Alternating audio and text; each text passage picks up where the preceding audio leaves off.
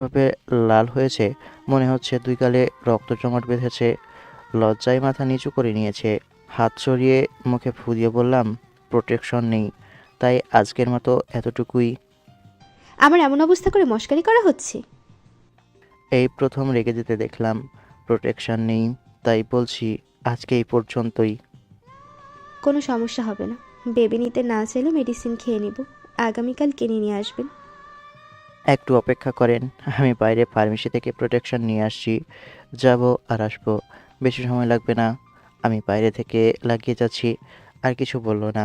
আমি ব্যাগ নিয়ে রুম থেকে বের হয়ে লক করে নিচে এসে প্রোটেকশন নিয়ে এক পাতা ফিল নিয়ে চলে আসি। দেখি বসে আছে। লজ লাজ লজ্জা ভুলে ঝাঁপিয়ে পড়লাম। বেশ কিছুক্ষণ পরে জড়িয়ে ধরে শুয়ে আছি। খানিকটা লজ্জায় বুকে মুখ লুকিয়ে রেখেছে।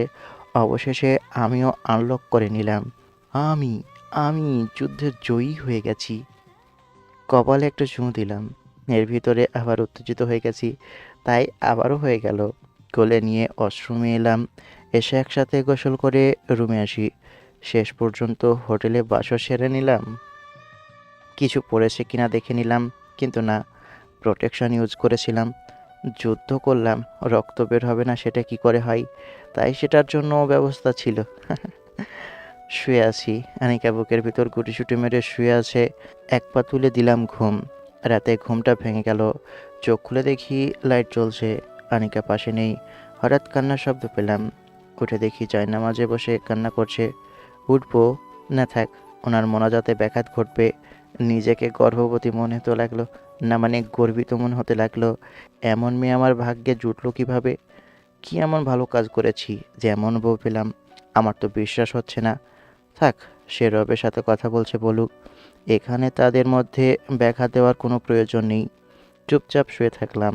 একটু পরে লাইট অফ করে শুয়ে আমাকে জড়িয়ে ধরলো। চোখ খুলে ঘুম ঘুম চোখে বললাম, কত বাজে? অভিনয় করতে হবে না। আমি অনেক আগেই টের পেয়েছি আপনি ঘুম থেকে উঠেছেন। এখন রাত 2টা বাজে। ঘুমিয়ে পড়েন। কপালে একটা চুমু দিলাম আর শক্ত করে বুকে জড়িয়ে ধরলাম। যেন মনে হচ্ছে এই মানুষটা আমার কতটা আপন।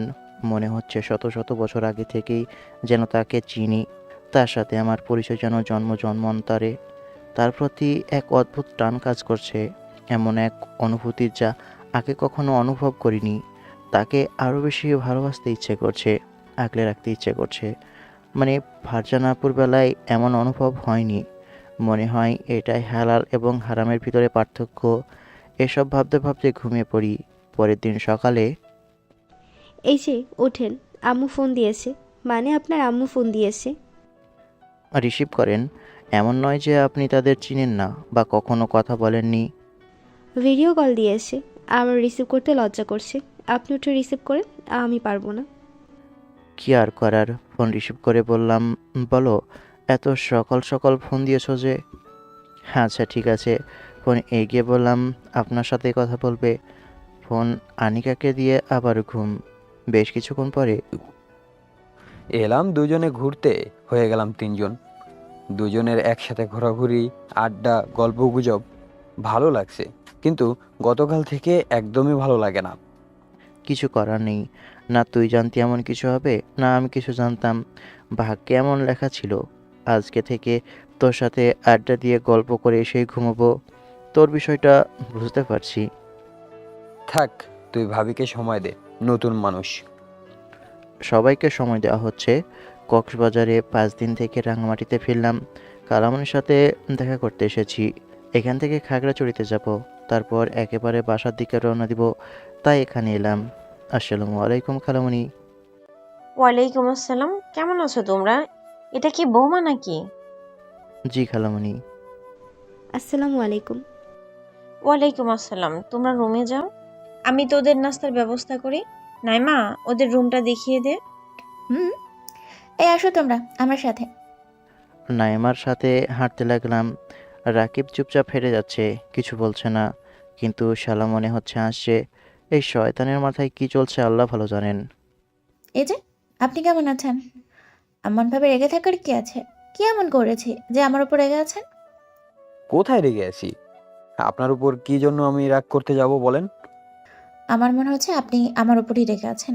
এখন কি কারণে রেগে আছেন সেটাই বুঝতে পারছি না।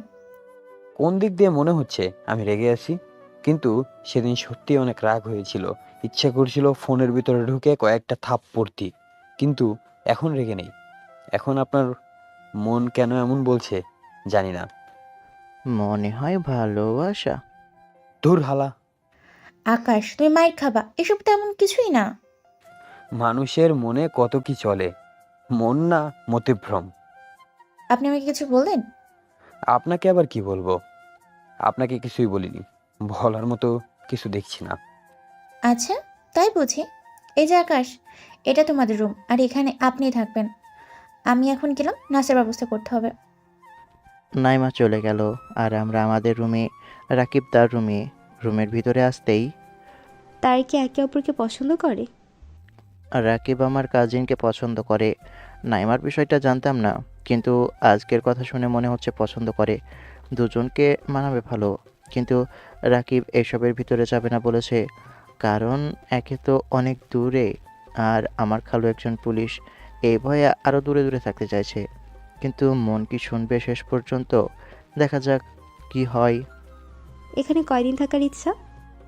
একদিন, খুব জোর জবরদস্তি করলে আর একদিন বাড়িয়ে 2 দিন থাকবো। অনেক দিন বাসা থেকে দূরে আছি।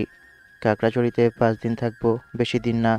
একটু পরে নাস্তা খেলাম, সন্ধ্যায় বেশি কিছু খাইনি। আবার রাতে খেতে হবে তো নাকি? রাতে এখানে কয়দিন থাকো? আঙ্কেল, বাসা ছেড়ে অনেক দিন আছি, তাড়াতাড়ি বাসায় ফিরতে চাই। আবার খাগড়াছড়িতে ঘুরতে হবে। এসেই তো 2 দিন ছিলাম। আরে থাকেন কয়েকদিন, আর তো আসবেন কিনা ঠিক নেই। কয়েকদিন থাকতে সমস্যা কোথায়? তা হয় না, ভাবছি আগামীকাল সন্ধ্যায় খাগড়াছড়ির উদ্দেশ্যে রওনা দিব। আরে বাবা, 2-1 দিন থাকো। খালামণি, আপনারা এত করে যখন বলছেন, তখন না থেকে কি পারি? তবে 2 দিনের বেশি থাকবো না। শুক্রবার সন্ধ্যায় এখান থেকে বের হব। ওকে। নাইমা বেশ খুশি হয়েছে, সেটা তার ঠোঁটের কোণের হাসি থেকেই বোঝা যাচ্ছে। বুঝলাম ভালোবেসে ফেলেছে। মালটা যে সুন্দর, না ভালোবেসে যাবে কোথায়? বেটা ছাগল, ভয় আছে। তার বাবা পুলিশ দেখে। খাওয়া শেষ করে যে যার রুমে। রাতে সবাই মিলে ছাদে বসে আছি আর আড্ডা দিচ্ছি। ভাবি, আপনার বর ভালো মানুষ না। আপনার মতো মেয়ে কিভাবে যে এটাকে বর হিসেবে পেলো বুঝলামই না। আল্লাহ উত্তম পরিকল্পনাকারী। এর মধ্যেই আমার জন্য মঙ্গল কিছু আছে, তাই তার সাথে এমনভাবে মিলিয়েছেন। বুঝলাম। তুমি এমন চুপ করে আছো কেন? কি আর বলবো, সে কবে মেরেছিলাম সেটা ধরে আমাকে এটা ওটা বলছে। তো কি বলবে? আজকে তোমাদের এখানে আসা হয়েছে 14 দিন। 16 দিন হয়েছে, বাসা থেকে বেরিয়েছি 16 দিন হলো। আমরাই কোথাও ঘোরাঘুরি করা হলো না। আফসোস করিও না আপু, বিয়ের পর বরকে নিয়ে ঘুরিও। কে জানি ভাগ্যে কি আছে। কিছুক্ষণ আড্ডা দিয়ে রুমে এসে ঘুমিয়ে যাই। পরের দিন বিকেলে ঘুরতে বের হয়েছি।